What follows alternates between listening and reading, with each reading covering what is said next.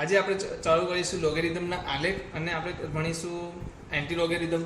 તો બે ટોપિક આપણે અહીંયા ભણવાના છીએ, તો આપણને ઘણી બધી વસ્તુ એના વિશે રિલેટેડ ખબર પડશે કે ક્યારે કયો લોગ વધારે મોટો છે, કયો લોગ નાનો છે. મતલબ એકબીજાના લોગની આપણે શું કહી શકીએ છીએ, સરખામણી પણ કરી શકશું. તો સૌથી પહેલાં આપણે ચેક કરવાના છીએ એ છે લોગનો આલેખ. આલેખ એટલે કે લોગનો ગ્રાફ આપણે કહી શકીએ છીએ. ઇંગ્લિશમાં શું કહી શકીએ? ગ્રાફ કહી શકીએ. હવે ગ્રાફ જ્યારે આપણે ડ્રો કરતા હોઈએ છીએ તો ત્યારે એક બે વસ્તુનું ધ્યાન આપણે રાખવાનું છે. પહેલી વસ્તુ, ગ્રાફ બે પ્રકારના જોવા મળે છે લોગના. એક તો ગ્રાફ મળે છે આધાર, એના આધારને રિલેટેડ ગ્રાફ મળે છે. અગર આધાર આ છે તો આ ગ્રાફ અને આધાર આ છે તો આ ગ્રાફ. તો કઈ રીતે બે અલગ પડશે? તો એક તો આધાર આવશે 1 થી મોટો અને એક આધાર આવશે a થી નાનો. એક તમને ખબર છે આધાર એક તો શું છે, આધારની નાનામાં નાની સંખ્યા શું હોઈ શકે? 0 થી નાની તો ના હોઈ શકે, 0 જ ના હોઈ શકે. એમ તો 0 સુધી પહોંચી નહીં શકે. તો શું થશે? 0 થી 1 ની વચ્ચે આવશે, ક્યાં તો 1 થી મોટો આવશે. તો બે પ્રકારના આધાર આપણી પાસે છે. એક તો 1 કરતાં મોટો અને એક છે 1 કરતાં નાનો. તો હું એકવાર લઈ લઉં છું a બરાબર 10 લઈ લઉં છું. એકવાર આધાર શું લઈ લઉં છું? a બરાબર 10. એકવાર આપણે આધાર શું લઈ લઈશું? 0.1 એટલે કે 1/10 લઈ લઈશું. બરાબર. તો બંને આધાર માટે આપણે શું કરશું? હવે આપણે ગ્રાફ દોરવાનો પ્રયત્ન કરશું. તો સૌથી પહેલાં મને કીધું કે log 10 છે, બરાબર છે. તો log 10 બેઝ 1 શું આવશે? તો તમે કહેશો 0 આવશે. ચાલો આને જ આપણે શું કહેશું? log x ને શું કહેશું? log x એ આપણું શું થશે? y. log x એ આપણું શું થશે? y. તો હું પહેલાં ગ્રાફ દોરવાનો પ્રયત્ન કરું. આ આપણી પાસે આવી ગઈ છે સંખ્યા. ચાલો આને આપણે શું આપી દઈશું? x axis. આને આપણે શું કહી દઈશું? y axis. બરાબર, ધ્યાન આપજો, સરખી રીતે ધ્યાન આપજો, સમજવાની જરૂર છે આ વસ્તુને. હવે આપણી પાસે શું છે? y અને x એક્સિસ આપણી પાસે આવી ગયા છે. તો મેં x ની કિંમત શું લીધી? 1. x ની કિંમત કેટલી લીધી? 1. તો જવાબ શું મળ્યો? y નો 0. એના માટે આને શું લખી શકાય? 1 0. યામ પદ્ધતિમાં શું લખી શકે? 1 0. તો 1 0 યામ ક્યાં આવે? તમને ખબર છે x એક્સિસ પર 1 0 અહીંયા આવે. 1 0 તમારા યામ અહીંયા આવશે. તો મેં 1 0 લખી લીધા. ઓકે. ચાલો કોઈ કહેશે log 10 બેઝ 10 શું થશે? ચલો log 10 બેઝ 10 શું થશે? તમે કહી શકશો શું આવશે? 1. ઓકે. તો આને શું લખી શકાય? 10 1. તો હું હવે x એક્સિસ પર શું કરું છું? 10 કશે અહીંયા લઉં છું. 10 કશે અહીંયા લઉં છું. એને મારો જવાબ શું આવે છે? 1 આવે છે. 10 કશે અહીંયા લઈ આવે. ચાલો 10 અહીંયા લઉં છું. એનો જવાબ શું આવે છે? y નો 1 આવે છે. પછી આપણે શું લીધું? log 10 બેઝ 100 લઈ લો. તો જવાબ શું આવે છે? 2. તો મેં એને અહીંયા કશે લઈ લીધું. સમજો છો? આમાં ક્યાં લીધું? 10 બેઝ એટલે કે આને નંબર ના આપી દો. 10 1 આને આપી દો 102. બરાબર છે. એવી રીતના હું કંઈક લઈ લઉં છું. હવે બીજી કોઈ સંખ્યા લઈ લઉં છું. log 10 બેઝ 0.1 શું આવશે? 0.1 એટલે શું લખાશે? 1/10. 1/10 એટલે શું કહેવાય? 10 ની ઇનવર્સ એટલે કે 10 ની -1 ઘાત. તો જ્યારે 10 ની -1 ઘાત આવશે તો જવાબ શું આવશે? -1 આવશે. એનો મતલબ y શું આવી ગયો? માઇનસ આવી ગયો. અને આ શું છે? 0.1 છે. તો જોઈ લઈએ x આપણે 0.1 લેવાનો છે. તો હું અહીંયા કશે 0.1 લઈશ અને એનો જવાબ શું આવે છે? -1 આવે છે. જવાબ શું આવે છે? -1. તો 0.1 નો જવાબ આવ્યો -1. હવે હું પોઈન્ટ શું લઉં? 0.1 લઉં. તો જવાબ શું આવશે? ઓફકોર્સ શું આવશે? -2 આવશે. તો અહીંયા કશે આવશે. તો તમે જોઈ શકો છો. આને હું શું કરું? જોઈન કરવાનો ટ્રાય કરું. તો આ ટાઈપનો ગ્રાફ જોઈન થશે. સમજાય છે? તો એનો ગ્રાફ અગર હું રફલી તમને બતાવી દઉં તો કેવો આવશે? આવી આવશે. ક્યાંથી પસાર થાય છે? 1 0 માંથી. સમજમાં આવ્યો? આ ગ્રાફ આ ટાઈપનો આવશે. બરાબર. આપણે આમાં જોઈ લઈએ. કયામાં જોઈ લઈએ?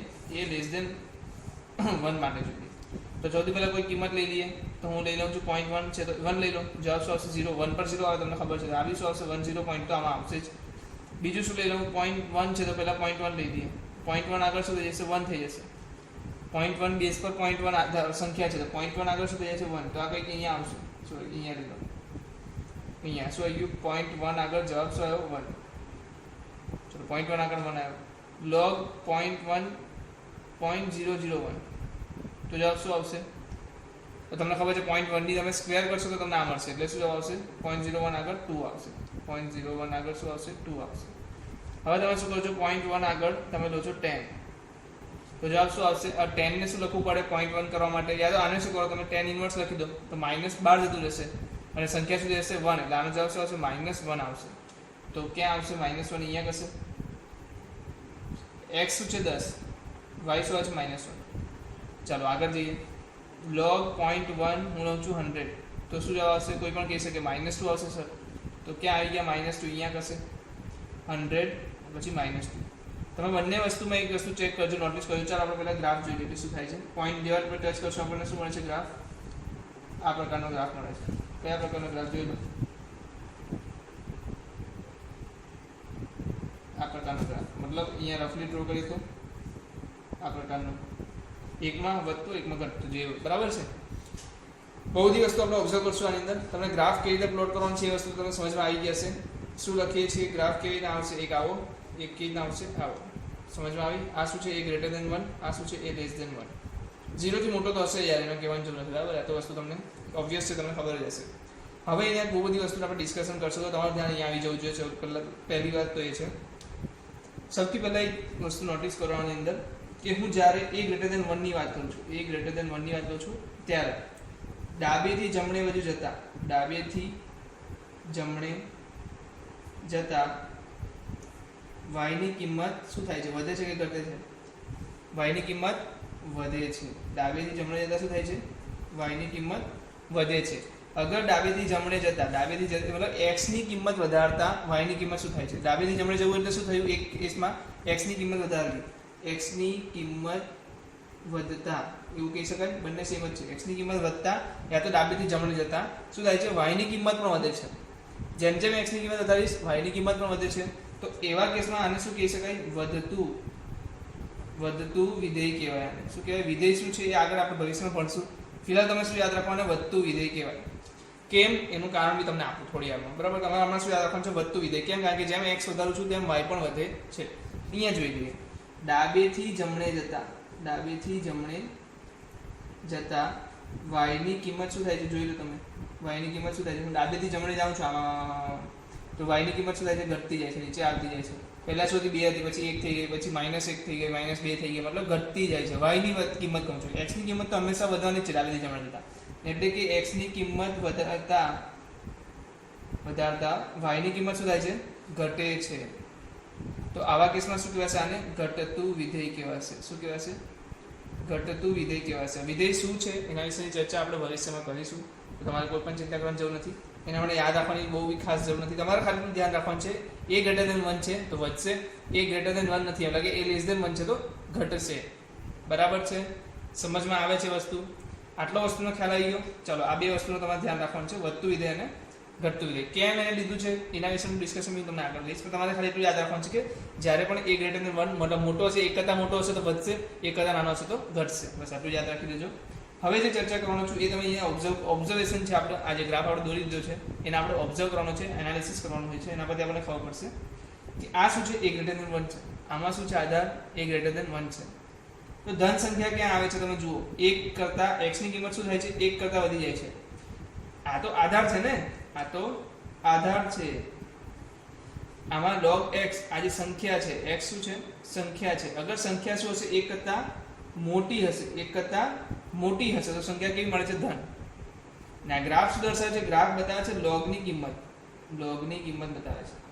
તો અગર મારી પાસે આધાર છે 1 કરતાં મોટો, આધાર શું છે? 1 કરતાં મોટો, આધાર શું છે? 1 કરતાં મોટો, અને મારી સંખ્યા પણ એની સાથે સાથે શું હોય? 1 કરતાં મોટી. આધાર 1 કરતાં મોટો, સંખ્યા પણ 1 કરતાં મોટી, તો સંખ્યા શું થઈ ગઈ? ધન. સંખ્યા શું થઈ ગઈ? y શું થાય છે તમારો? પોઝિટિવ થાય છે ને. સંખ્યા શું થાય? y શું થાય છે? સોરી સંખ્યા નહીં, મતલબ log શું થઈ ગયો તમારો? ધન. log શું થઈ ગયો? ધન. કારણ કે y જ દર્શાવે છે તમને log દર્શાવે છે, y જ તમને શું દર્શાવે છે? log દર્શાવે છે. તો y ધન ક્યાં થાય છે? તો y ધન થાય છે a ગ્રેટર દેન 1 અને x ગ્રેટર દેન 1 બંને હોય ત્યારે. બંને હોય ત્યારે શું થાય છે? ત્યારે શું થાય છે? log તમારો ધન થાય છે. અગર a ગ્રેટર દેન 1 છે અને આપણી જે સંખ્યા છે એ 1 કરતાં નાની છે, 0 કે 1 ની વચ્ચે આવતું હોય, 0 અને 1 ની વચ્ચે આવતી હોય, તો y ની કિંમત શું થાય છે? ઋણ થઈ જાય છે. જુઓ શું થઈ જાય છે? ઋણ થઈ જાય છે. આનાથી જ ઉલટું અહીંયા જુઓ કે જ્યારે મારી પાસે a લેસ દેન 1 છે અને હું સંખ્યા શું લઉં છું? આની જેમ 1 કરતાં વધારે લઉં છું. a લેસ દેન 1 છે પણ સંખ્યાને શું કહું છું? 1 કરતાં વધારે લઉં છું, તો એ શું થઈ જશે? ઋણ થઈ જશે. જ્યારે મારી પાસે a લેસ દેન 1 છે અને સંખ્યા પણ a લેસ દેન 1 લઉં છું, મતલબ કે 1 કરતાં નાની સંખ્યા લઉં છું, બંને એક સંખ્યા કરતાં નાની લઉં છું, તો પાછું ધન મળે છે. હું શું બોલું છું ને એના પર ધ્યાન આપજો. એક્ઝેક્ટલી તમને એના પર આપણને એક વસ્તુ, એક પોઈન્ટ મળવાનો છે. અગર સંખ્યા 1 કરતાં મોટી હોય અને આધાર પણ 1 કરતાં મોટો હોય, મતલબ બંને 1 કરતાં મોટા હોય, તો સંખ્યા શું મળે છે? log શું મળે છે? ધન. અગર સંખ્યા આધાર 1 કરતાં મોટો છે અને સંખ્યા 1 કરતાં નાની છે, મતલબ કે બે અલગ અલગ જગ્યાએ છે, તો એ કેસમાં અહીંયા શું મળે છે? ઋણ. અહીંયા પાછું સાંભળો, અગર સંખ્યા આધાર 1 કરતાં નાનો છે, આધાર 1 કરતાં નાનો છે અને સંખ્યા પણ 1 કરતાં નાની છે, તો એ કેસમાં શું મળે છે? ધન સંખ્યા. અગર આધાર 1 કરતાં નાનો છે પણ સંખ્યા શું છે? 1 કરતાં મોટી છે, તો શું મળે છે? ઋણ. એનો મતલબ અગર સમજદારી હોય, કોઈને ધ્યાનમાં આવી ગયો પોઈન્ટ, તો કે બંને અગર એકની એક બાજુ હોય, મતલબ કે 1 કરતાં બંને મોટી હોય તો ધન સંખ્યા, અગર બંને એક બાજુથી નાની સંખ્યા હોય, એકથી નાની હોય બંને સંખ્યા પણ અને આધાર પણ, તો જવાબ શું મળશે? ધન સંખ્યા. એનાથી ઉલટું, અગર એકની અલગ અલગ બાજુએ છે તો સંખ્યા શું મળશે? ઋણ. શું મળ્યું? લખી લઈએ આપણે. શું મળ્યું? લખી લઈએ જલ્દીથી. સંખ્યા અને આધાર એકની સરખી બાજુએ હોય તો લોગની કિંમત ધન મળે. બીજું એની સામે શું લખી શકાય? સંખ્યા અને આધાર એકની અલગ અલગ બાજુએ હોય તો લોગની કિંમત શું મળશે? ઋણ મળશે. કિંમત શું મળશે? ઋણ મળશે. તો આ ખાસ વસ્તુ ધ્યાન રાખવાનું છે, તમારે નોંધવાનું છે. જેમ કે કોઈ એક્ઝામ્પલ લઈ લઈએ આપણી પાસે, તો અહીંયા જો log 0.12 log 0.12 આવું કંઈક લઈએ, ના બરાબર શું લઈ લઈએ? 10 લઈ લઈએ. તો અહીંયા જો આ શું છે? આધાર શું છે? 1 કરતાં નાનો, સંખ્યા શું છે? 1 કરતાં મોટી, તો શું થઈ જશે જવાબ? આને શું લખશું આપણે? log 10 inverse into 10. તો 10 ઇન્વર્સની કેટલી ઘાત કરો તો 10 મળે? તો તમને ખબર છે, પાછો એનો ઇન્વર્સ કરવો પડશે બીજી વાર. તો જવાબ શું આવશે? -1. કેમ ઋણ આવી? કારણ કે એક શું છે? 1 કરતાં નાની અને એક સંખ્યા શું છે? 1 કરતાં મોટી. બે વિરુદ્ધ છે, તેનો જવાબ શું આવી ગયો? માઇનસ આવી ગયો. તમે અહીંયા ના ઓબ્ઝર્વ કરો ને આપણી પાસે જે આપણે દાખલા લખેલા એની અંદર બી ઓબ્ઝર્વ કરી શકો. અહીંયા જુઓ, આધાર શું છે? 10, સંખ્યા શું છે? 10, બંને 1 કરતાં મોટા છે, તો જવાબ શું આવ્યો? ધન. આધાર શું છે? 10, સંખ્યા શું છે? 100, બંને 1 કરતાં મોટા છે, જવાબ શું આવ્યો? ધન. એનાથી વિરુદ્ધ લો. અહીંયા જુઓ, આધાર શું છે? 10, સંખ્યા શું છે? 0.1, મતલબ કે 10 1 કરતાં નાની, આ શું છે? 1 કરતાં મોટું, બંને અલગ અલગ બાજુઓ છે, તો જવાબ શું આવી ગયો? માઇનસ. હજી કોઈ કિંમત આપણે લખીએ ને? પછી નથી લખી. ઓકે, તો અહીંયા જોઈ લો, આના માટે ચેક કરી લો. આધાર શું છે? 1 કરતાં નાનો ને 1 હોય તો 0 થઈ જાય. ઓકે, એનો ચેક કરવાનો નથી. આધાર 1 કરતાં નાનો છે અને સંખ્યા પણ 1 કરતાં નાની છે, સંખ્યા શું મળી? ધન. એટલે એકની બંને એક જ બાજુ આવેલા છે, બંને નાના છે. અહીંયા શું છે? બંને નાના છે, તો જવાબ શું હશે? ધન. એક નાનો છે, એક મોટો છે, તો જવાબ શું હશે? ઋણ. એક નાનો એક મોટો છે તો ઋણ, મતલબ કે અલગ અલગ બાજુઓ છે. તમને ખબર પડી ગઈ હશે ક્યાં ધન સંખ્યા થાય છે અને ક્યાં ઋણ સંખ્યા થાય છે. તો આગળ કાલે હું આગળ જાઉં છું તો મને એટલો વસ્તુનું ધ્યાન આવવું જોઈએ કે કઈ સંખ્યા ઋણ આપશે અને કઈ સંખ્યા ધન આપશે. હવે વાત હતી આપણે અહીંયા વધતું વિધેય અને ઘટતું વિધેયની વાત કરતા કે વધતું છે અને ઘટતું છે તો શું ફરક પડે એનો. તો એનો સીધો સંબંધ એ છે, અગર મારી પાસે એક સંખ્યા આવી જાય log base ax greater than log a base y, આવું કંઈક આવી જાય, આને શું કહેવાય? અસમતા કહેવાય. આને શું કહેવાય? અસમતા. અને અસમતા કેટલા પ્રકારની હોય?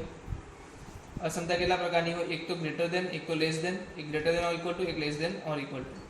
બરાબર છે? આનો શું થાય ખબર છે ને? મતલબ તો ગ્રેટર ધેન મતલબ કે એ મોટો હોય, એ ગ્રેટર ધેન બી છે, તો આમાં કોણ મોટું? એ મોટો અને બી નાનો. બરાબર? આ વિશેની ડિટેલ હું તમને વધારે નથી કહેતો, પણ આને શું કહેવાય? અસમતા કહેવાય છે. ઇક્વલ ટુ એટલે કે મોટો પણ હોઈ શકે કાં તો સરખો પણ હોઈ શકે. એનો મતલબ એવું થાય બંનેમાંથી એક વસ્તુ હોઈ શકે. હવે આપણી પાસે આપ્યું છે log x less than log y આપ્યું છે અને એનો આધાર આપ્યો છે આપણને a. હવે તો મને એક વસ્તુનું ઓરલી પૂછું છું, આપણે પાછળ ભણી ગયા છે. વધતું કોણ હતું? વધતું વિધેય કોણ હતું? a greater than 1. બરાબર ને? a ગ્રેટર ધેન 1 શું હતું? વધતું હતું. અને a લેસ ધેન 1 શું હતું? ઘટતું વિધેય હતું. કહેવાનો મતલબ એટલો જ છે કે અગર અહીંયા આપણને આપી દઈ, ચાલો આપણે લઈ લઈએ, આપીશું x લઈ લીધો અને y, અહીંયા બેઝ શું લઈ લીધો? મેં 2 લઈ લીધો. એકવાર મેં બેઝ શું લઈ લીધો? 0.1. તો અહીંયા આપણી પાસે બંને કેસ આવી ગયા છે, જેમાં શું છે? 1 કરતાં મોટી સંખ્યા છે, 1 કરતાં નાની સંખ્યા છે. અગર 1 કરતાં મોટી હોય ને ડાબેથી જમણે જઈએ, સંખ્યા છે વધે કે ઘટે? વધે. એટલે x વધે તો y બી વધે, x ઘટે તો y બી ઘટે. મતલબ જેવું x તેવું y નું ચલણ. બરાબર ને? જેવું x કામ કરશે એવું જ y નું પણ કામ થશે. ઓકે, આવા કેસમાં શું થશે? ઊંધું કામ. હું વધારીશ તો ઘટી જશે. સમજ પડે છે? વધારીશ તો ઘટી જશે. તો આ જ્યારે અસમતાની વાત કરવામાં આવે, જ્યારે શું કરવામાં આવે? અસમતાની વાત કરવામાં આવે. અસમતાની વાત કરવામાં આવે. આને ખાસ નોંધમાં લખી દેજો, સ્ટાર માર્ક સાથે હાસ્યામાં લખી દેજો કે જ્યારે અસમતાની વાત કરવામાં આવે, અસમતા ક્યારે બદલાશે?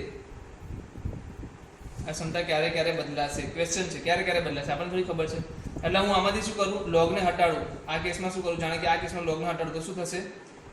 આ કેસમાં લોગને હટાડીશું તો જવાબ આવશે x greater than y, x less than y.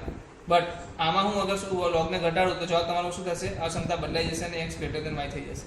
હવે આ કેમ થયું તેનું રીઝન અહીંયા મળશે. આ ક્ષમતા ક્યારે ક્યારે બદલાય? તો એક ઋણ સંખ્યા વડે. તો અહીંયા આપણે જોઈશું કે અક્ષમતા ક્યારે ક્યારે બદલાશે અને અક્ષમતા ક્યારે ક્યારે નહીં બદલાય. બરાબર છે. થોડુંક વિડીયો એડિટિંગમાં પ્રોબ્લેમ થયો છે તો આપણે અહીંયા ડાયરેક્ટ આના વિશે ચર્ચા વિચારણા કરી લઈએ. તો આપણી પાસે છે અક્ષમતા ક્યારે ક્યારે બદલાશે. ઋણ સંખ્યા વડે જ્યારે ગુણશું કે ભાગશું, ઋણ સંખ્યા વડે આપણે શું કરશું? સંખ્યાને ગુણીએ કે ભાગીએ અક્ષમતા બદલાઈ જાય. એક્ઝામ્પલ જોઈએ. 3 ગ્રેટર દેન 2 છે, કોઈને બી ખબર છે, પણ જ્યારે હું -2 વડે બંને બાજુ ગુણી નાખીશ તો સંખ્યા શું થશે? -6 અને -4 થશે ને એના લીધે શું થશે? અક્ષમતા પણ બદલાઈ જશે. તો ઋણ સંખ્યા વડે અગર હું ગુણું છું યા તો ભાગું છું તો બંને કેસમાં શું થશે? અક્ષમતા બદલાઈ જશે. સમાન વર્ણની સંખ્યા મતલબ બંને ધન હોય યા તો બંને ઋણ હોય. સમાન વર્ણની સંખ્યા એટલે શું? બંને ધન હોય યા તો બંને ઋણ હોય અને એનો હું વ્યસ્ત કરું તો એ કેસમાં શું થશે? તમારી એ કેસમાં શું થશે? અક્ષમતા બદલાઈ જશે. જોઈ લો 2 ગ્રેટર દેન 1 છે અને હું શું કરું? બંને ધન છે, ઓકે, બંને સમાન વર્ણની થઈ અને બંનેનો વ્યસ્ત કહું છું તો શું થાય છે? 1/2 અને 1 આવે છે. તો અક્ષમતા તમારી શું થશે? ગ્રેટર દેન માંથી થઈને લેસ દેન થઈ જશે. હવે સંજ્ઞા શું છે? બંને ઋણ સંખ્યા છે, બંને સમાન વર્ણની છે. તો આમાં આપણે શું કરશું? એનો વ્યસ્ત કરશું તો જવાબ શું થઈ જશે? -1/3 લેસ દેન -1/5. પણ શું થાય છે કે બંને અલગ અલગ વર્ણની છે. તો ઋણ સંખ્યા કરતાં ધન સંખ્યા હંમેશા મોટી હોય, પછી એ અંક પર લેવા દેવા હોતું નથી. તો જ્યારે હું એને વ્યસ્ત કહીશ છતાં પણ શું થશે? ધન સંખ્યા મોટી જ રહેશે અને ઋણ સંખ્યા નાની થશે. બરાબર. તો આ કેસમાં આ વસ્તુ લાગુ નહીં પડે. કયા? સમાન વર્ણની સંખ્યા હોય ત્યારે જ વ્યસ્તની વાત છે. ઘટતું વિધેય લગાડવામાં આવે. ઘટતું વિધેય શું છે? ઘટતું વિધેય આપણે અહીંયા જોયું ને, જ્યારે x ની કિંમત વધારવામાં આવે અને y ની કિંમત ઘટે તો એ ઘટતું વિધેય. જ્યારે x ની કિંમત વધારવામાં આવે યા તો ડાબેથી જમણી બાજુ જતા y ની કિંમત ઘટે યા વધે એ પરથી આપણે નક્કી કરીએ કે વધે છે કે ઘટે છે. અહીંયા આપણી પાસે ખબર છે a ગ્રેટર દેન 1 માટે શું છે? વધતું વિધેય અને a લેસ દેન 1 માટે શું છે? ઘટતું વિધેય.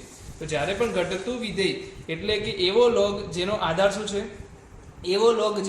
છે? એક કરતાં નાનો છે એવું કંઈક લગાડવામાં આવે તો એ કેસમાં અક્ષમતા શું થઈ જશે? તમારું બદલાઈ જશે. અક્ષમતા શું થશે? બદલાઈ જશે. ને ક્યારે નહીં બદલાય તો એ પણ જોઈ લઈએ ક્યારે નહીં બદલાય. તો જોઈ લો, ધન સંખ્યા વડે ગુણો યા ભાગો. કોઈ ધન સંખ્યા વડે આપણે ગુણીએ ક્યાં તો એને ભાગીએ એ કેસમાં શું થશે? અક્ષમતા બદલાશે નહીં. બીજું, સરવાળો કે બાદબાકી કરો. તમે કેટલી બી સંખ્યાનો સરવાળો બાદબાકી કરો, એ ધન હોય ઋણ હોય એનાથી મતલબ નથી. તમે એમાં એડ કરી શકો, તમે એમાંથી માઇનસ કરી શકો. બંને વચ્ચે સરખું અમાઉન્ટનું હોવું જોઈએ. તો એ સમયે અક્ષમતા બદલાતી નથી. બરાબર છે. પણ વધતું વિધેય લગાડતા કે ઘટાડતા. વધતું વિધેય એટલે એવું વિધેય જેમાં લોગની આધાર 1 કરતાં મોટો હોય. લોગનો આધાર 1 કરતાં મોટો તો વધતું વિધેય છે. તો એ કેસમાં શું થશે? તમારી અક્ષમતા બદલાશે નહીં. તો અક્ષમતા ક્યારે બદલાય છે અને ક્યારે નથી બદલાતી એ ખાસ ધ્યાન રાખજો. ભવિષ્યમાં ઘણી બધી જગ્યાએ તમને યુઝ આવશે. ક્યારે બદલાય છે? ઋણ સંખ્યા વડે તમે ગુણતા હોય, સમાન વર્ણની હોય હું એને વ્યસ્ત કરી નાખું, યા તો એને પછી મેં ઘટતું વિધેય લગાડ્યું, યા તો એમાં ઘટતું વિધેય ઓલરેડી હતું મેં એને હટાડ્યું, મતલબ કાઢી નાખ્યું. તો બંને કેસમાં શું થશે? એની અક્ષમતા બદલાઈ જશે. ક્યારે ક્યારે નહીં બદલાય? તો કે ધન સંખ્યા વડે ગુણો યા તો ભાગો, અક્ષમતા નહીં બદલાય. બંને બાજુ સરખી અમાઉન્ટની સંખ્યા ઉમેરો યા તો ઘટાડો તો પણ નહીં વાંધો આવે.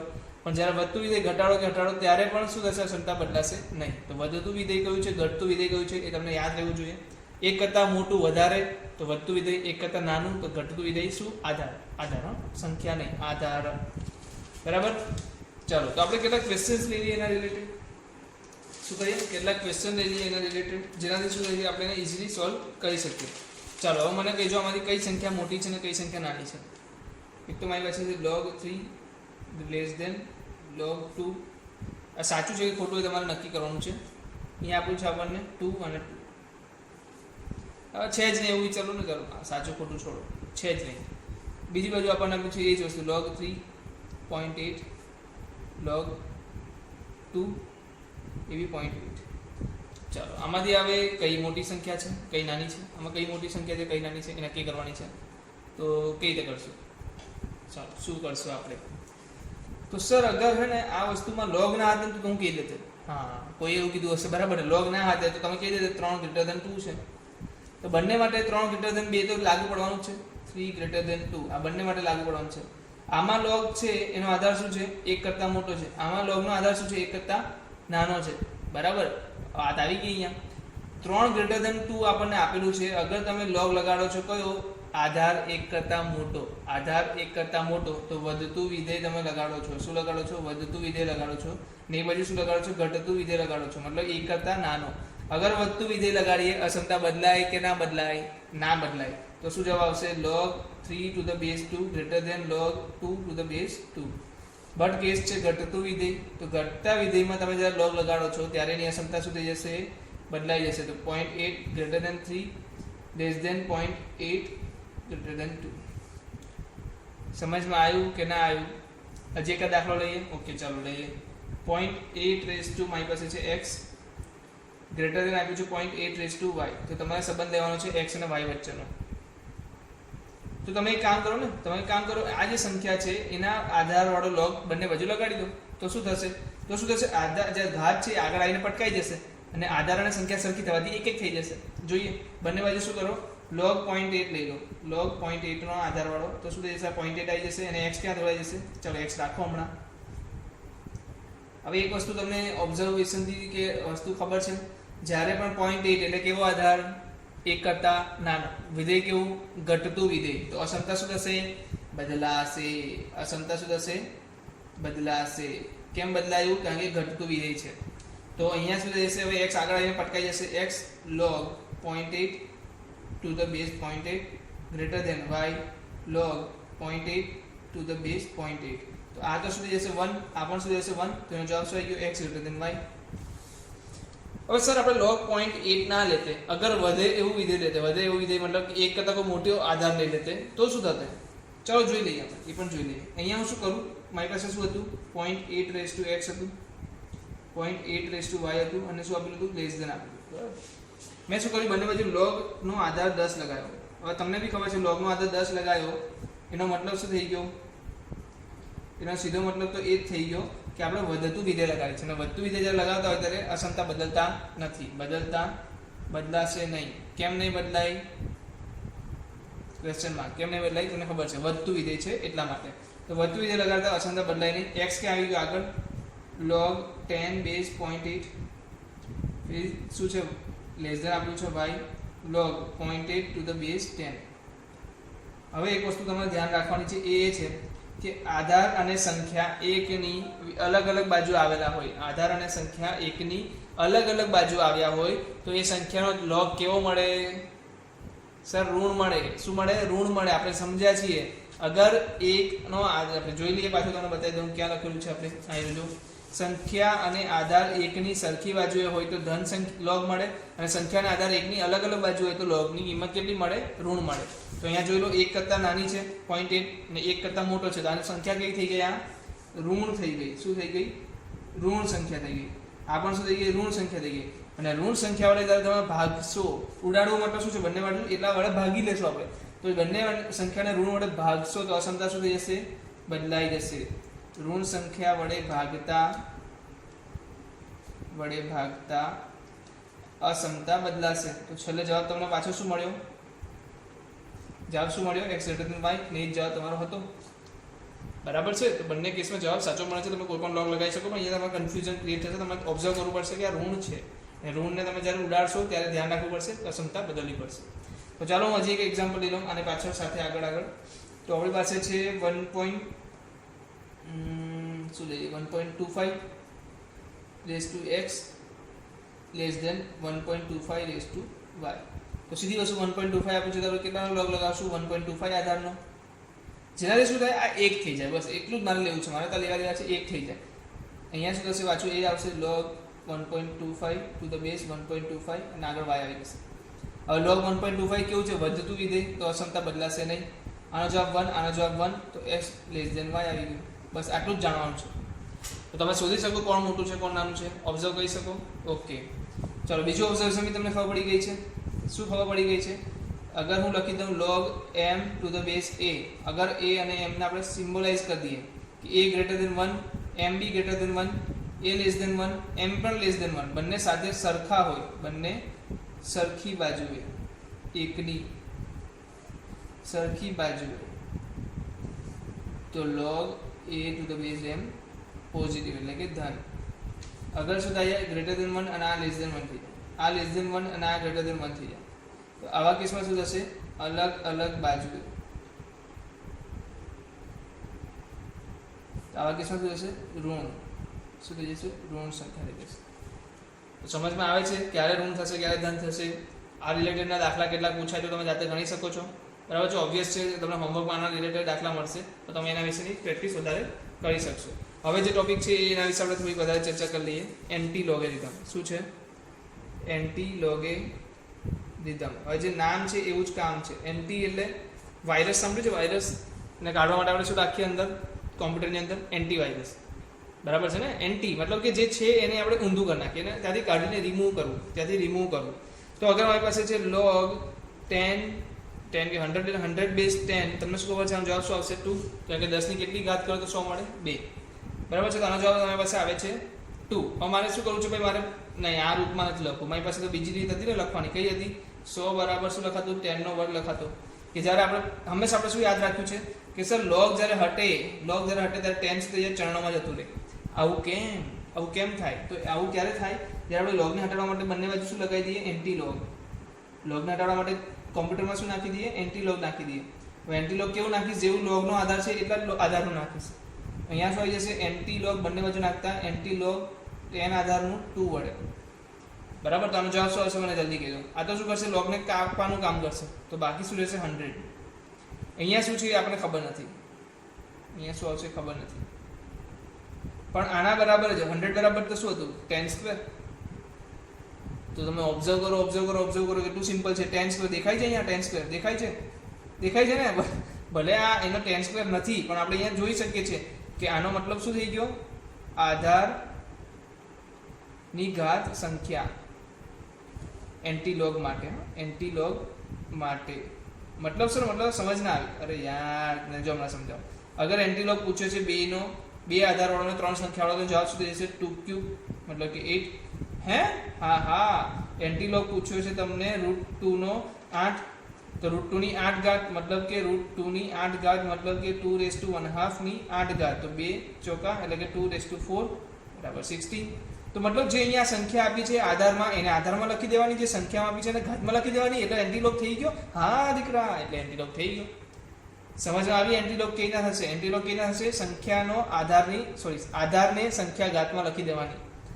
સમજમાં આવે છે કે નથી આવતું? સિમ્પલ છે યાર, સિમ્પલ છે. હજી એક લઈ લે. ચલો એન્ટી લોગ લઈ લઉં છું હું કોઈ મજાનો. અહીંયા લઈ લઉં છું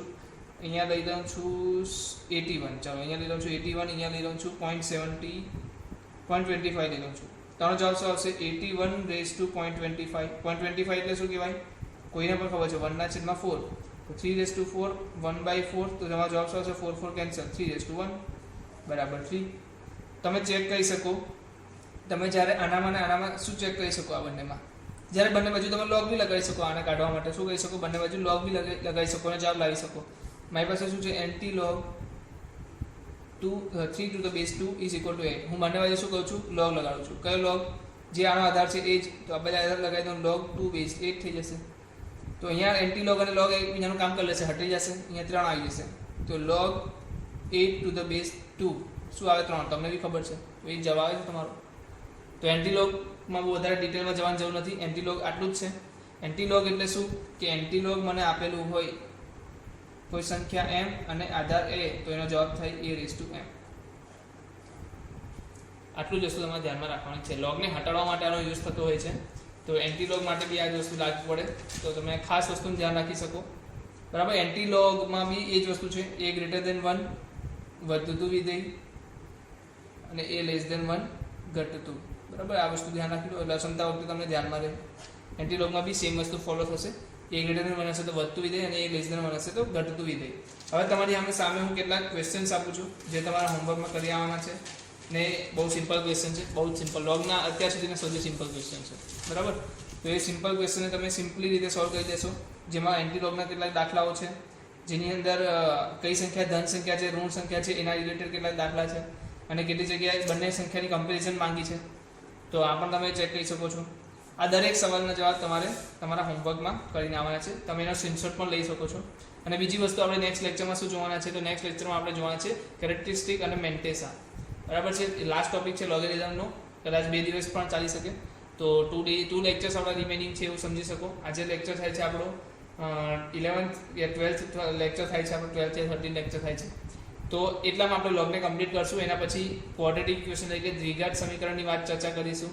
એની પહેલાં માનાંક વિધેય પણ આવે છે તો એનું પણ જોઈ લઈશું. ઓકે, આ જે ચાલે છે, આ જે વસ્તુ ટોપિક આપણે ચલાવીએ છીએ એ તમારા 11થના સિલેબસ મતલબ સ્કૂલ સિલેબસમાં નથી, પણ આપણે એને જાણવું જરૂરી છે. કારણ કે આને આપણે ક્લાસમાં ભણાવવામાં નહીં આવે. આને આપણે પહેલેથી એવી વસ્તુ છે, બેઝિક વસ્તુ છે, તમને ખબર હોવી જોઈએ, એવું પ્રિડિક્ટ કરી લેવામાં આવે છે. પણ એવું હોતું નથી, છોકરાઓએ ના ભણેલું હોય એટલે આપણે ભણાવીએ છીએ. બરાબર, તો આ હોમવર્કમાં આપણું રહેશે. કાલે આપણે ફરી એકવાર મળીશું ને આ વિષયની ચર્ચા કરીશું અને આગળ વધીશું. ચાલો.